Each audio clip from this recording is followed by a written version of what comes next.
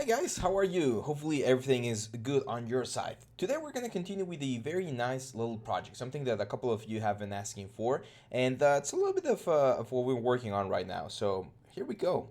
We're going to be working with rigging and skinning. So what is rigging and skinning? That's probably one of the main questions that people get when they get into 3D, right? Like they listen or they hear about rigging and skinning, but they don't really know how to approach it. And today we're going to be rigging and skinning this little fella right here. We're going to do a very simple rig, and that way I'm going to be able to show you the basics of rigging. So rigging is the way in which we create a sort of mechanism, let's call it that way, that will allow us to more easily control all the different parts of a character, model, object, anything. You can do rigging for weapons, for environments, for little creatures like this, for characters, and of course there's levels of rigging. Rigging a little bug like this guy, it's relatively simple. Rigging a full character with a lot of facial expression and stuff, a little bit more tricky. So the way rigging works is we basically have three hierarchies or three main things.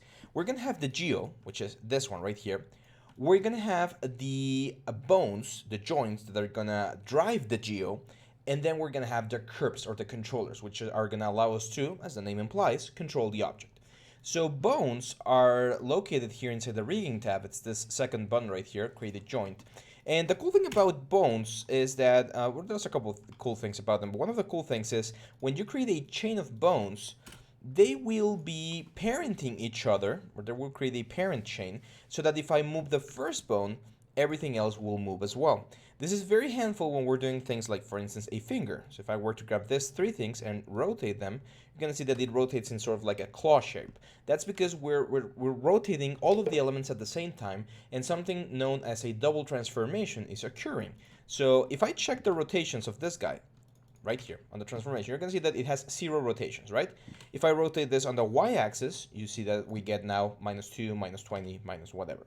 Now this guy right here does the same thing on the y-axis. This one right here does the same thing, and this one right here does the exact same thing. So all of them are doing the exact same thing that we're expecting them to do when we rotate them on the y-axis. But if I were to grab 4 of them, like these 4 joints at the same time, and I rotate, something different happens. We get like a closer claw, like a hold, right? And the reason why this is happening is because this first bone we rotated -24 units. And this second bone also rotated -24 units, but it rotated the an extra -24 units from the parent, which is this one right here. And this one rotated its own -24, but it moved because this one rotated another -24, and of course this one moved another -24. So as you can see, this sort of transformation gets inherited because all of these bones are connected in a parent chain, which is this one right here.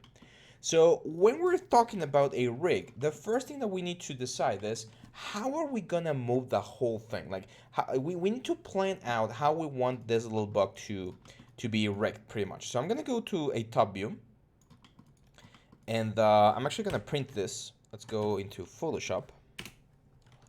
Let me close this. This is one from my classes. You guys want me to do another ZBrush thing?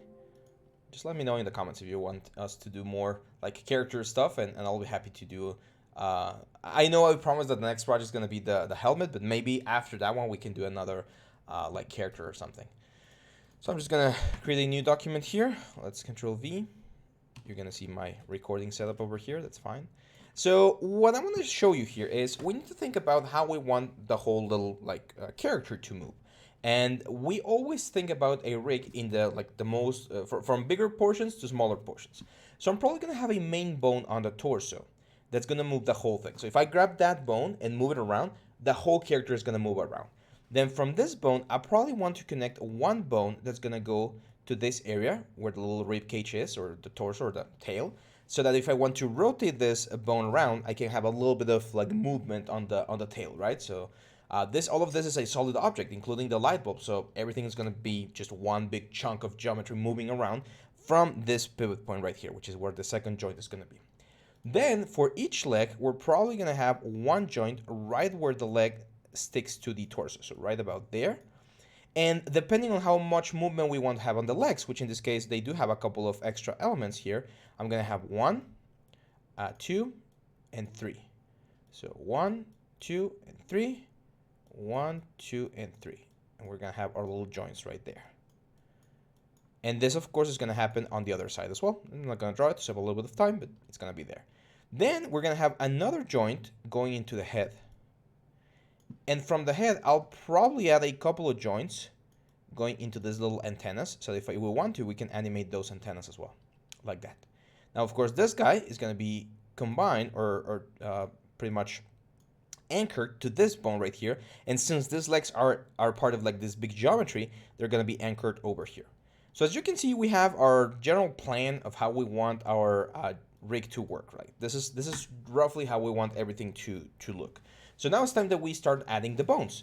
And the way we're going to do this is, again, very simple. I'm going to show you a very, very basic rigging technique. If you guys have seen other tutorials or other information out there, they probably went a little bit more in depth. We're working on something, just a little hint there. We'll probably explore something like that later on, but for now, we're just going to keep it really simple. So I'm going to go here to the side view. I'm going to create one bone right here on the center. Enter.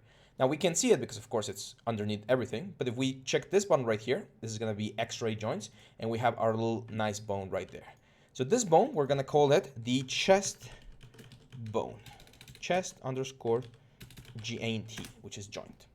I'm going to duplicate this guy, and I'm going to snap it to the center of the grid. We usually want to have something called a root joint. And the root joint is important because that's the one that's going to anchor the whole thing to the world, to the scene. And if we need to position this character somewhere else before we animate it, the root joint is really helpful for that. It serves other purposes as well, but that's the basic one. Now I'm going to grab this bone right here. I'm going to duplicate again, and I'm going to move it so that it's right here where this thing is going to be rotating from, which is about there.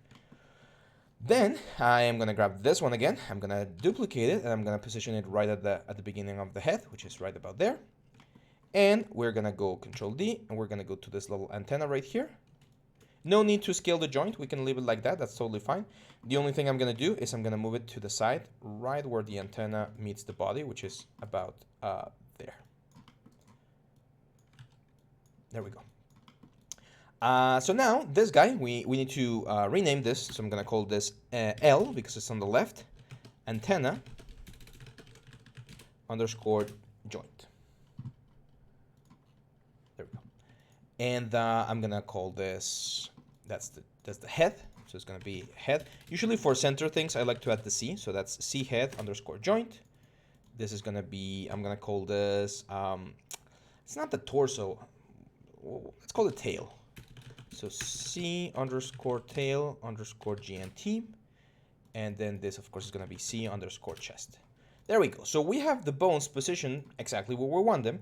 The only thing that we need to do now is we need to make sure that they are now parented in the proper order.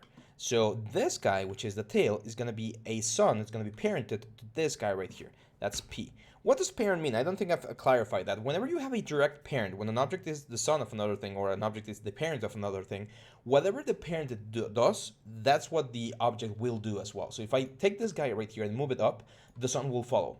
It won't change the transformations on the sun, but it will just follow the same path. So it's kind of, we're creating a sort of hierarchy where the last bone that's on the chain or on top of the chain will control everything else.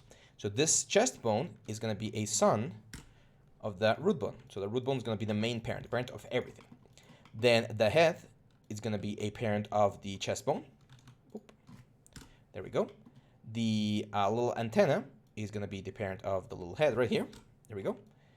And now we want another antenna, but we don't want to just like duplicate it and kind of like guess where this thing is going to be. So I'm just going to select this guy, go into skeleton, and I'm going to say mirror joints. We're going to select the options. It's going to be on the YC because we want it to be on the X axis. We're going to look for the letter L underscore, and we're going to replace it with R underscore. And we hit apply, and we're going to have the left little antenna right there. So that's the main, or the first section of the creation of our rig, right? We have this thing. Now, of course, none of these things are moving anything, right? They're just like the frame. We're creating like this sort of like frame for the object, but it's not moving anything really. Now, what I'm going to do here is I'm going to go to my create joints, and I know I want to do the legs, and the legs have 3 sections. There's going to be one section here, so that's the first bone, second bone, and third bone. So I'm going to create 1, press shift, 1, 2, and 3. That way we're going to create the little like leg rig that we want. So this one, we're going to position as close as possible to a pivot point. We can actually just snap with V to the pivot point right there. And there we go. Now, one of the first mistakes that a lot of people make when they're rigging is they just take a bone, like this one, or a joint, and move it to where it's supposed to be. If you do that, you're gonna do something, you're gonna break something called the local rotation axis. Now, I'm not gonna delve too in depth about the local rotation axis because it is a little bit more tricky, and you definitely don't want to get into this unless you're like completely certain that you want to learn rigging. So for us, the only thing I'm gonna do is I'm gonna rotate this guy until we make sure that this bone, this one right here, is on the section that I want, which is right about there. So I'm just gonna grab this guy. And the rule is you cannot move the bone. You can rotate it, you can even scale it. Like in this case, scale it with X so that it comes forward. But we're not allowed to move it. There we go. Now from this one, we're gonna move it as well. We're gonna scale it so it goes closer. I think this one only has one division, so I'm just gonna eyeball it right about there. Let's move it like down here. And then finally, this one right here. Whoop. We're gonna rotate and go to a little like tip right there. Important, super, super important. Once you do this, you definitely want to grab the first bone, go to modeling, window, no, modify, and freeze the transformation so that all of that dirty information that we have here in the joints gets deleted, and we're good to go. Now, all of this, guys, I'm gonna just select all of them, go up here into the rename tool. I'm gonna write L underscore front underscore leg underscore. It's gonna be front leg. This is gonna be front leg 0, 1, 2, and 3. I'm not gonna add the joint on this ones. It's fine. And now that way we can just duplicate the whole chain. It's gonna save us a lot of time. Snap with point right there. And do the exact same process. We're just gonna start rotating, pushing it so it's right there on the intersection. Make sure it's as close as possible to the actual center of gravity. There we go. And then we're gonna go here.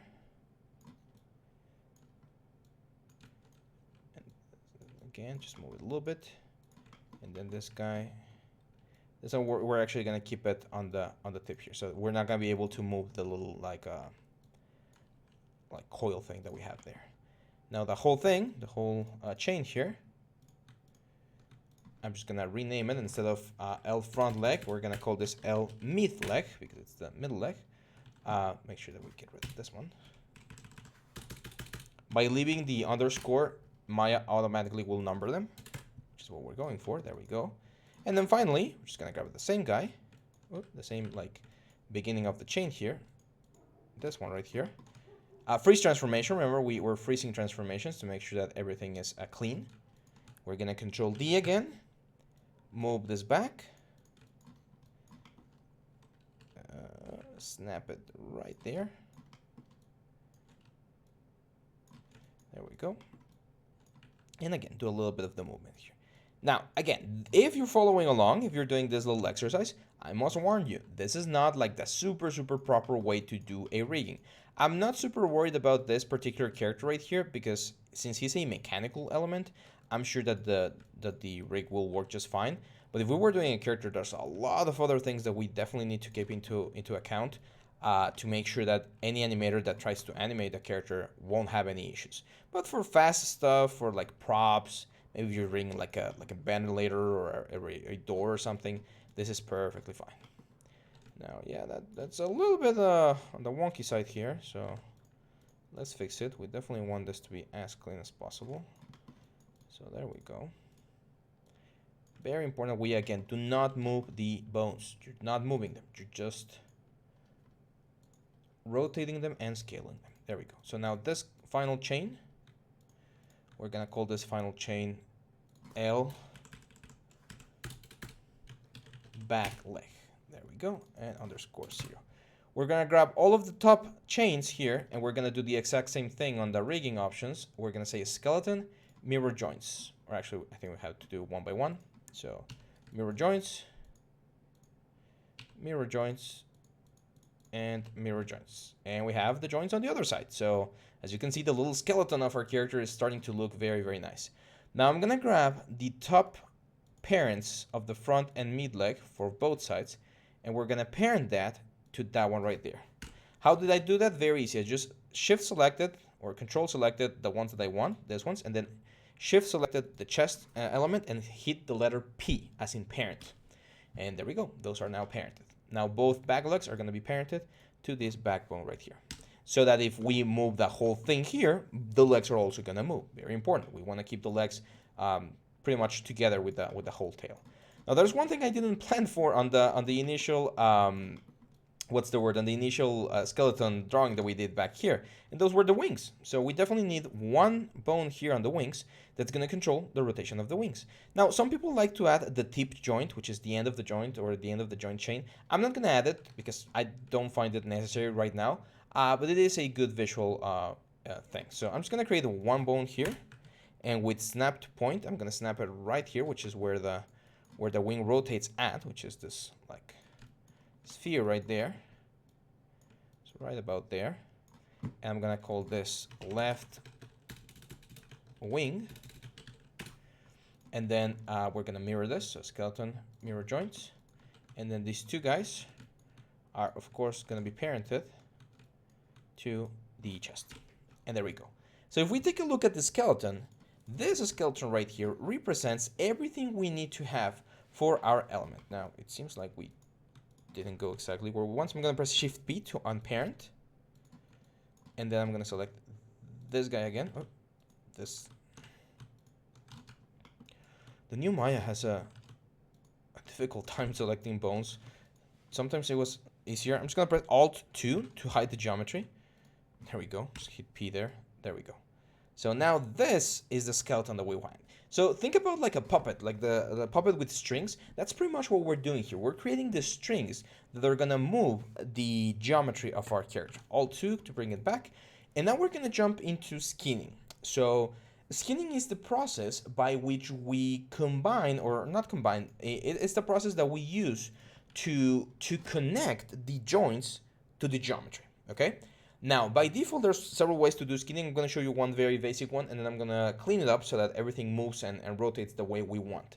But by default, what's going to happen is all the vertices that are close to a bone will get influenced by that bone. So whenever that bone moves or rotates, that part of the geometry is also going to move or rotate. And unfortunately, certain characters are really difficult to skin properly, because they have so many things, props and stuff, that you really need to know what you're doing so that everything looks fine. For this particular character, one of the advantages, and the reason why I chose it, to be honest, is since it's a mechanical character, there's not going to be any deformation. So we're not going to be bending or distorting anything. All of the single pieces here are going to move as a whole. So that's going to make the skinning process a little bit easier. And usually when I teach rigging and skinning, we always start with simple objects like robots and stuff, and then we jump into the characters once you understand all of the cool things or the properties of rigging. So what I'm going to do here is I'm going to shift click on this plus sign on the outliner, and I'm going to select all of the bones except for the root joint and except for the tips of the feet here. So this one right here, like back leg 3, front leg 3, mid leg 3, front leg 3, mid leg 3. We're not going to select those. The reason is those are actually not going to be moving anything. The last bones of the chains, or the second to last bones, those are the ones that we're actually going to be using to move the character. So these guys are just there for show. They're actually not doing any sort of movement or anything. So now I'm going to shift select the geometry. We're going to go into skin, bind skin, and I'm going to use selected joints on the bind to, closest distance, classic linear, interactive. This is, we're pretty much going to leave everything by default. The only thing I changed is I moved the joint hierarchy to selected joints, and I reduced the max influence to 4 because I think 5 is a little bit too much. And I'm just going to hit apply. So what's going to happen now is the bones, as you can see, get a new color that looks very fancy. And if we select an object and we move it, certain parts of the object are going to be distorted, as you can see here. The problem, as it's very easy to visualize, is that things might not be moving everything the way we expect. See how everything's deforming in a very weird and ugly way? That's because by default, the skinning is not going to work the way we want. Each bone is grabbing like random influences on all of the different parts of the geometry, and it's making it very difficult for us to get the exact result that we want. Now comes the skinning part, and I know we're already at like the 20-minute mark, so I'm just gonna give you a quick glimpse about the skinning, and then tomorrow we'll come back and finish the skinning for this little dude, so that we can get like the whole picture of the process. So the first thing you need to know about skinning is that we're gonna be using something called the paint skin weights. We're gonna click here, and now if we select this object and hit the tool, we're gonna get all the bones that are assigned to this geometry. And if we go, for instance, to the chest bone, you're gonna see how this chest bone is influencing all of the different parts of the geometry. The wider it gets, the more influence there is on a certain part. And as you can see, there's not a single part where the object is fully influencing the element that we want. So that's a problem. So I'm gonna start from the last bones to the first bone. So I'm gonna go to the left wing. And as you can see, the left wing here is adding a lot of influence in certain areas that, again, I don't want there to be influence in. So I'm gonna go here into the paint option. I'm gonna hit value to 0, and I'm just gonna start painting out, as you can see here, painting out all of this element. Like, I don't want any sort of influence anywhere except for where I want it to be. Now, this is not the easiest or fastest way to do it, because as you can see, I'm missing a lot of spots. So what I'm gonna do instead is I'm gonna go into this option called select. I'm gonna double click and I'm gonna start selecting all of the areas. I can actually select the whole geometry. The only thing is I need to turn off the bones so that we don't select the bones. So I'm gonna turn off the bones here, select all the geometry, and then I'm gonna go into paint, and I'm gonna say at a 0 value, I want it to be flood. I want to flood it. So we're pretty much saying, hey, left wing, you're gonna lose every single influence that you have on this firefly. Now I'm gonna go back into selection, and I can say, you know what? I definitely do want this wing and this membrane of the wing, and probably like this circle right here. Like, I want all of those parts to be influenced. I'm gonna go back into a 1 on the value, and I'm gonna hit flood. And there we go. Now, it seems like it still retained a little bit of influence there. That's fine. We're gonna get rid of that later on. But now, if I take a look at the bones, bring the joints back, and I select this bone right here, and I rotate it. Now the wing is gonna rotate as I expect, right? Very cool. So that's it, guys. That's what we're gonna be looking at tomorrow. We're gonna finish skinning. We're gonna do the skin for the whole thing, and we're gonna talk about, a little bit about controllers, which are the things that are gonna allow us to move all of these things to finish this small little rig. So that's it for today, guys, and I'll see you back tomorrow. Leave us a like, share, subscribe, all the deal. You already know what this is. For those of you that are new to the channel, thank you for following along. And if you want to see more about this content, let us know in the comments. We're always happy to help all of you guys enthusiasts to the 3D world. So I'll see you back on the next one. Bye bye.